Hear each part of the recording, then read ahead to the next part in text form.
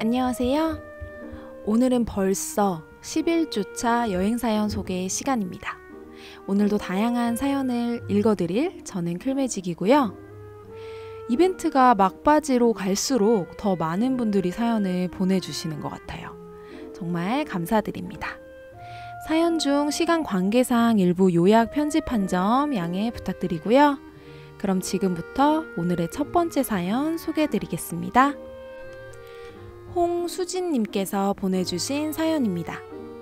칭쾌테레에서 찍은 사진을 지금 보면 모두 천국 같지만 사실 칭쾌테레는 나에게 좋은 기억만 있는 동네는 아니다. 시간이 약이라고 지금은 엄청 맛있었던 오징어 먹물 파스타라던가 바다에서 열심히 수영하던 기억 같은 좋은 기억만 다시 떠오르는 것 같다. 하지만 가장 강렬한 기억은 역시 지워지지 않는다. 소매치기로 악명 높은 바르셀로나와 파리에서도 무사했기에 40일이라는 긴 여행의 막바지에 다다른 그때의 나는 마음을 좀 놓고 있었다. 그 대가로 칭쾌테레의 작은 역에서 꼬맹이 집시들에게 여권과 유레일 패스와 한국 돈으로 100만 원이 넘게 들은 지갑을 한 방에 털렸다. 살면서 그렇게 멘탈이 나가본 순간은 없었던 것 같다. 웬만해서는 뭘 다 괜찮아, 좋아 하는 긍정적인 편인데 그 순간에는 내 마음의 평정심이 한 조각도 없었다. 엉엉 울면서 라스페지아 중앙역으로 가서 경찰관한테 I'm stolen everything 했던 기억이 정말 생생하다. 살면서 길에서 그렇게 앞도 뒤도 안 보고 울어본 것도 처음이었다. 눈물이 그냥 막 났다. 경찰서에서 엉엉 울면서 조서를 쓰고 있었는데 까무잡잡한 이태리 청년이 괜찮을 거라면서 자기도 소매치기 당한 가방을 한 달 만에 연락을 받아 찾으러 왔다며 내 물건도 꼭 돌아올 거라면서 위로해주고 생면부지에 나를 꼭 안아주었다. 고맙고 서러워서 눈물이 또 났다. 조서를 다 쓰고 나니 여권을 털린 나는 여권을 재발급 받으러 영사관으로 가야 했다. 로마 아니면 밀라노로 가야 했는데 둘 다 참 공평하게 기차로 4시간 거리였다. 어디든 당일 기차표가 한화로 대충 20만 원이 훌쩍 넘어서 마음을 비우고 유레일을 다시 하나 사야겠다고 맘먹었다. 유레일 파는 창고로 가니 정말 딱 이탈리안 같은 친절하고 쾌활한 직원이 나를 반겼다. 그 직원에게 유레일을 사고 싶다니까 직원이 조금 잘못 알아듣고 아 그래? 유레일을 주겠니? 했다. 나는 약간 서러운 걸 꾹 참고 나 유레일을 도둑 맞아서 새 걸로 사고 싶어 라고 했더니 직원이 오 그래? 그럼 여권을 줄래? 라고 했다. 너무 서러워서 눈물 찔끔 흘리면서 나 여권도 같이 도둑 맞았는데 그럼 나 유레일 못 사? 했더니 직원이 정말 뜬금없이 내 얼굴을 뚫어져라 보고는 이거 혹시 네 여권이냐며 핸드폰에서 사진을 보여줬다. 거기엔 이번 유럽 여행을 위해 재발급 받은 유효기간 10년이 남은 내 여권의 첫 장이 찍혀서 올라와 있었다. 너무 좋아서 눈물이 또 났다. 직원에게 감사하다는 말을 100번쯤 했었던 것 같다. 직원은 유레일도 여권도 없는 나를 칭쾌테레행 작은 기차에 태우고 기장에게 설명을 해준 뒤 고생했다며 좋은 여행 되라고 꼭 안아주었다. 그제서야 나는 그녀의 쾌활한 웃음에 동화되어 같이 웃을 수 있었다. 칭쾌테레로 돌아가 여권이랑 유레일을 돌려받으니 나는 분명 현금을 100만 원이 넘게 홀랑 날렸는데 왜인지 100만 원쯤 번 것 같은 기분이었다. 사람 마음이 이렇게나 간사한 것이구나 생각했던 것 같기도 하다. 그때는 떠나가면서 다시는 근처도 안 올 거라고 다짐했는데 이렇게 시간이 지나니 엉엉 울던 얘기도 깔깔 웃으면서 하는 날이 오고 그 투명한 바다가 한 번쯤 다시 보고 싶다는 생각이 드는 걸 보니 정말 사람 마음은 간사한 게 맞나 보다. 추신. 그 덕분에 나는 크고 비싼 교훈을 얻어 다시는 현금을 작은 가방에 넣어두지 않는다. 현금은 캐리어에 꼭꼭 숨겨두기. 네. 이탈리아 여행에서 여권이랑 현금, 유레일 패스 다 도둑 맞아서 좀 힘든 시간을 보내셨던 분의 사연이었습니다. 저도 같이 보면서 같이 마음이 내려앉기도 하고 또 그 순간에 막막한 순간에 친절을 보여준 꼭 안아준 두 분의 이탈리아 분들 생각을 하니까 제가 마치 이렇게 포옹을 받은 것처럼 또 마음이 따뜻해졌어요. 그래서 사연자 분의 그런 사연에 되게 공감을 할 수 있었습니다. 아무쪼록 돈을 잃어버린 거는 너무 큰 일이고 막막하지만 또 끝까지 여행을 무사히 마치고 돌아오셔서 정말 다행이라는 생각이 들고요. 나중에 더 여유 있게 꼭 한번 같은 곳을 방문해 보시면 참 좋을 것 같다는 생각이 듭니다. 두 번째 사연은 송성인님께서 보내주신 사연입니다. 저는 53살, 두 아이들의 엄마이자 전업주부입니다. 결혼하고 IMF 시절 연쇄부도 처리로 어려운 가정 형편으로 지방 부산으로 이사해서 해외여행은 꿈도 못 꾸고 살다가 고등 동창이 세부 딸이랑 자유여행 갔다 온 걸 보고 저도 용기 내서 모아 딸 대학교 방학 때 3박 5일 홍콩 마카오 자유여행을 생애 처음 떠났네요. 젊은 애들 따라다니느라 저녁 되면 발은 붓고 수족 시간 붙이고 침사추이 근처 숙소 잡아 지하철 타고 버스 타고 택시 타고 야경도 보고 쇼핑도 하고 마카오 배 타고 가서 화려함에 취해보기도 하고 늘 힘겹던 일상에 활력이 되더라고요. 딸하고 가서 더 좋고 그다음부턴 아끼고 생기는 돈 모아서 여행을 가끔 가고 있습니다. 아들하고는 오사카, 교토, 도쿄, 딸하고는 호주, 멜버른, 시드니. 이번 7월 11일 아들이 이탈리아 교환학생으로 가게 되었네요. 모아서 될지 모르겠지만 1년 있는 동안 한 방문하는 게 또 하나의 희망이 되었네요. 늘 저에게 여행이란 힘들고 지친 일상의 활력소가 되어서 나이가 더 들고 흰머리가 늘어도 어떤 식으로든 여행을 계속하고 싶은 바람도 있고요. 두서없이 적은 글 봐주셔서 고맙습니다. 네, 두 자녀와 해외여행 다녀오신 사연이었습니다. 맞아요. 여행은 꼭 즐거운 것만은 아니죠. 또 많이 짧은 시간에 보려다 보면 무리해서 걷기 때문에 다리도 아프고 그쵸? 매일 밤에 그 휴족 시간 이런 파스도 붙이고 하는데 또 지나고 나면 그 힘든 기억까지도 다 추억이 되는 게 여행인 것 같습니다. 코로나 끝나면 아드님 분 있는 이탈리아에도 꼭 가서 멋진 경관 많이 보시고 즐기고 오셨으면 좋겠습니다. 세 번째 사연은 장동건님께서 보내주신 사연입니다. 어느 여름 대학 동기들과 보라카이로 여행을 갔습니다. 해외여행은 두 번째, 친구들과 가는 것은 처음이라 무척 신나고 설렜어요. 바다도 너무 예쁘고 음식도 맛있고 따뜻한 날씨, 액티비티 모두 너무 좋았습니다. 하루 이틀쯤 지났을 때 저녁을 먹고 현지 분위기가 물씬 나는 펍을 갔습니다. 맥주도 마시고 음악도 들으면서 신나게 놀다가 어떤 한국분과 눈이 마주쳤어요. 사실 들어갈 때부터 현지인들 사이에 몇 없던 한국분이라 눈에 띄어서 계속 보게 되었습니다. 기분 탓인지 그분도 저를 계속 보는 것 같았어요. 시간이 지나자 익숙한 K-팝 노래들이 흘러나왔고 동기들과 신나서 나와 놀았습니다. 어느새 제 앞에 와 있는 그녀를 발견했습니다. 저도 모르게 손을 내밀었어요. 제 손을 잡아주었고 함께 음악을 들으며 춤을 췄습니다. 그러다가 바람을 쐬러 함께 펍 앞에 나와 해변에 앉았습니다.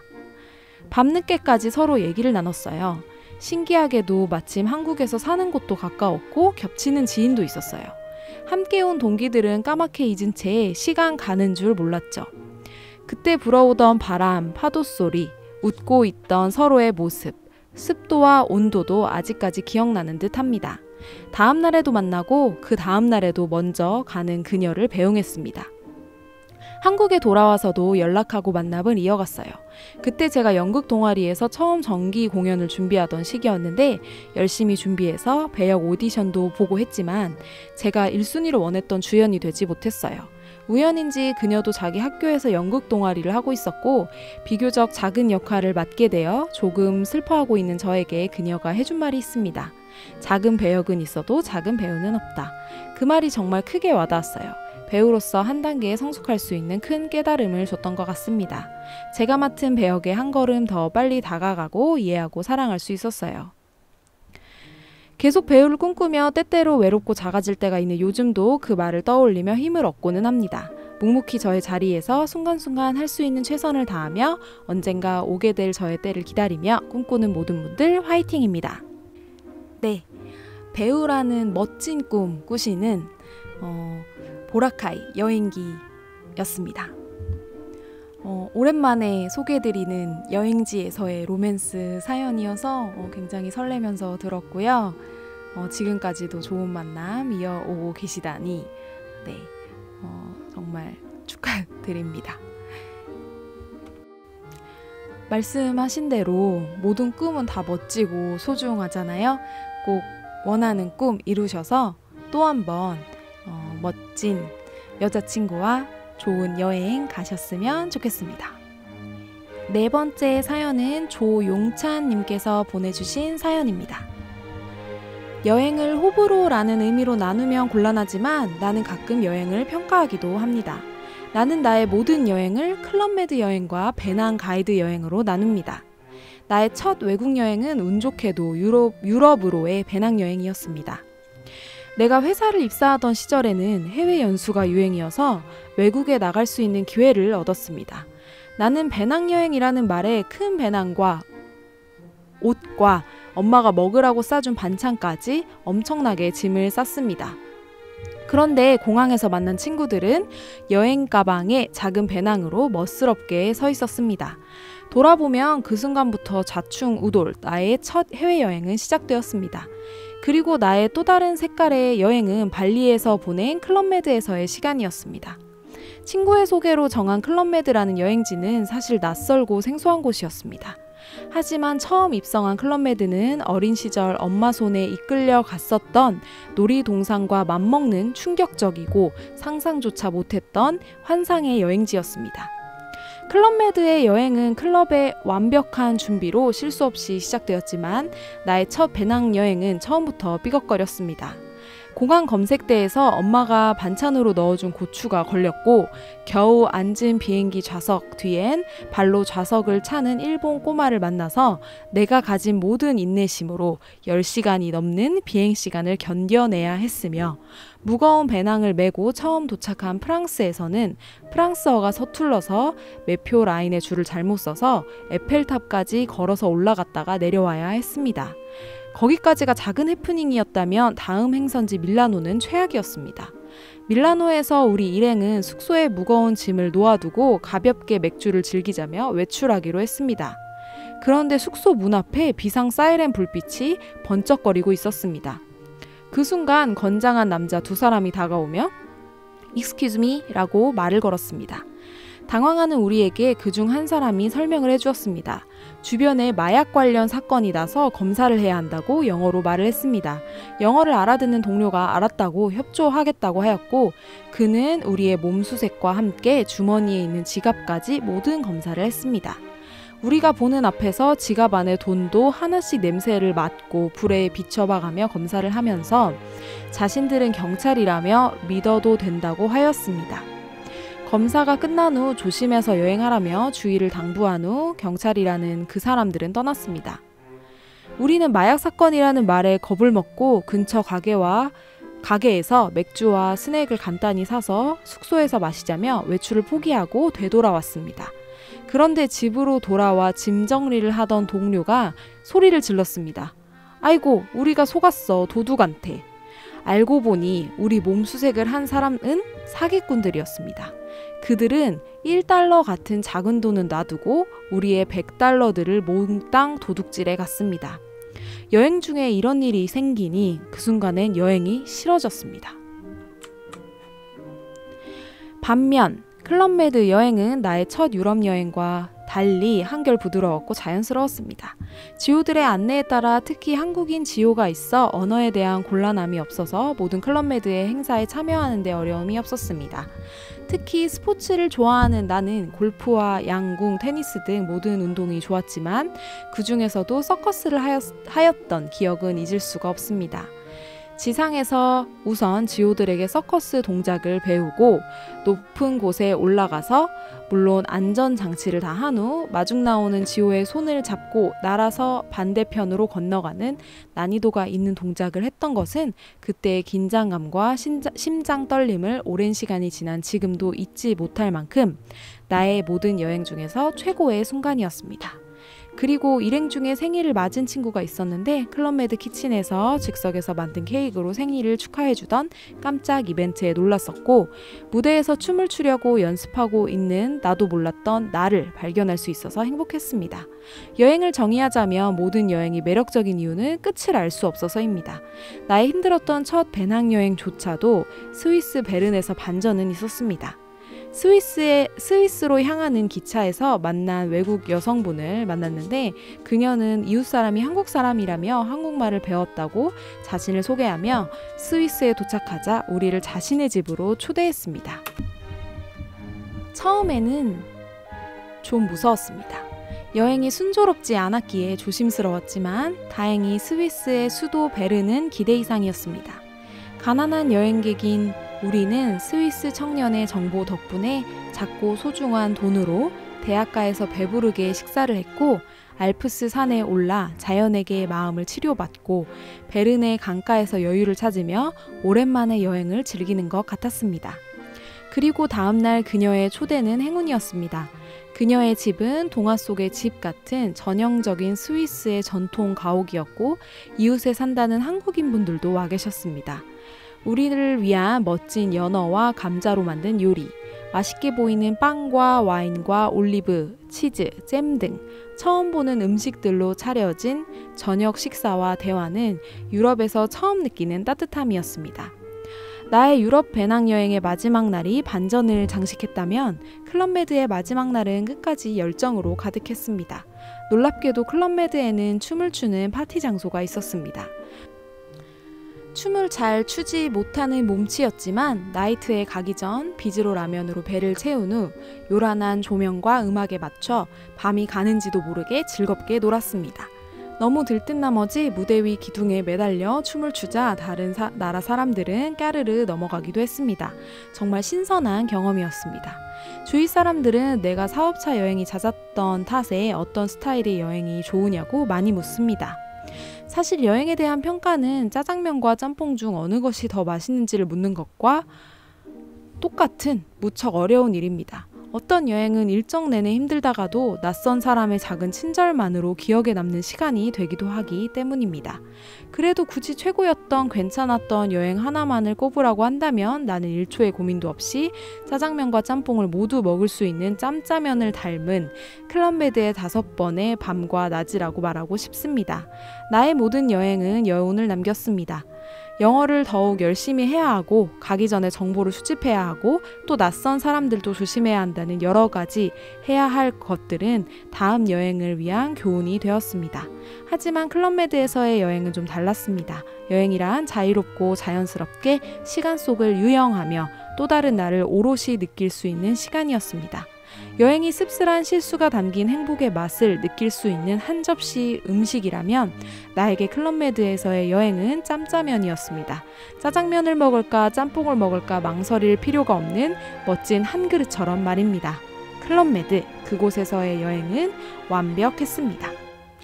네, 유럽 배낭 여행과 그 다음에 클럽메드 발리 여행 두 가지를 이렇게 교차해서 소개해 주신 사연이었습니다. 마지막에 클럽메드 여행을 짬짜면에 비유해 주신 게 굉장히 기발하고 재밌었습니다. 하지만 공감이 됐어요. 또 여행이라는 게 많은 사건이 있어도 또 정말 한 사람의 친절만으로 정말 가장 기억에 남는 여행이 되기도 하고, 또 클럽메드처럼 좀 편하게 있으면서 좀 시간을 즐기고 휴식을 취하는 그런 여행도 또 어쩔 때는 필요한 법이죠. 그래서 좋은 사연 들었고요. 또 클럽메드에서 만나 뵙기를 바라겠습니다. 네, 마지막 사연 소개해 드릴게요.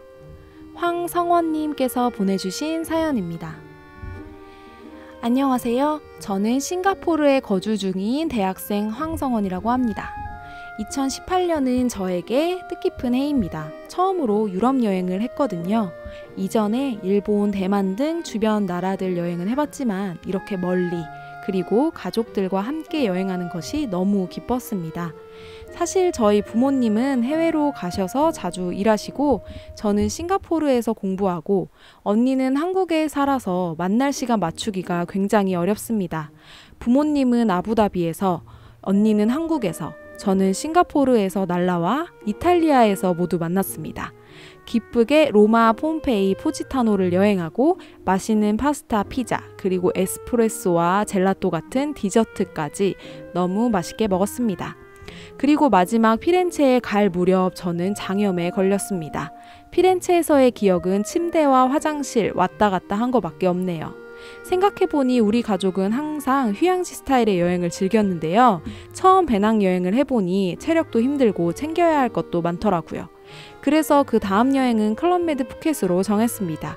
2020년 부모님의 결혼 25주년을 기념하여 부모님이 신혼여행으로 갔었던 클럽메드 푸켓으로 가기로 하였어요. 종종 푸켓에서의 좋은 기억을 얘기해주곤 하셔서 저도 굉장히 떨렸답니다. 그런데 말입니다. 2020년이 어떤 해입니까? 코로나의 해이지 않습니까?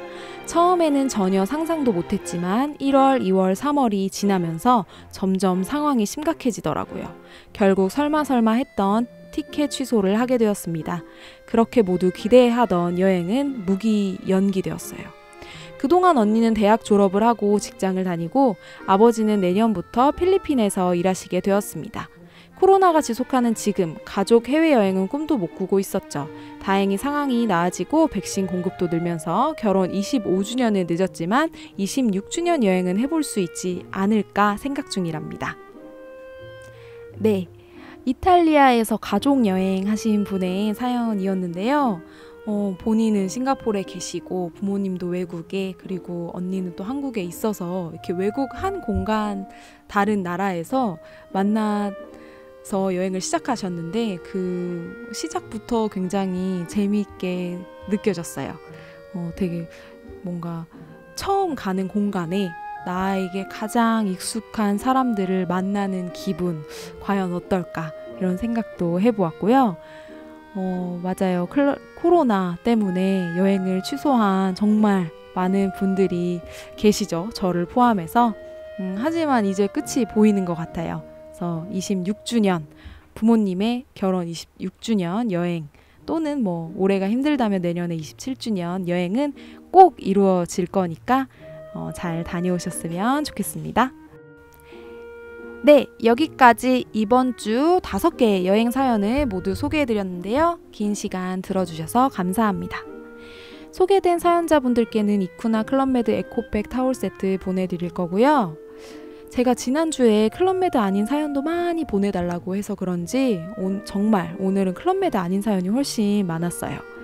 클럽메드 사연도 정말 언제나 환영이고 다른 여행지 에피소드도 언제나 환영이니까 7월 7일 마지막 접수 기간까지 많은 사연 보내주시길 바랍니다. 그럼 이번 주말도 따뜻한 여름 만끽하시고 다음 주에 만나요.